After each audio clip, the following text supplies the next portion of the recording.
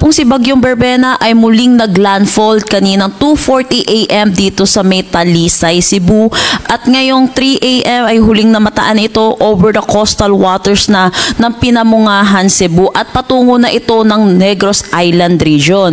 Nananatili pa rin naman siya sa tropical depression category at may taglay na lakas na hangin na 55 kilometers per hour malapit sa sentro at pagbugso na umaabot ng 90 kilometers per hour. Ito'y mabilis na kumikilos sa direksyon na northwest. Kung makikita din natin sa ating satellite imagery, meron din tayong other weather system na nakakaapekto dito sa ating bansa.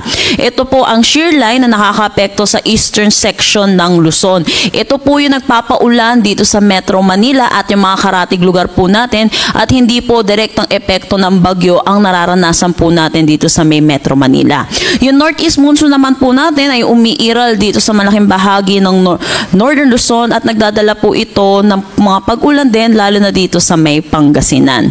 Samantala, dulot ng combined effect na itong shear line pati na rin na itong bagyo, inaasahan natin ngayong araw makakaranas tayo ng mga pag-ulan.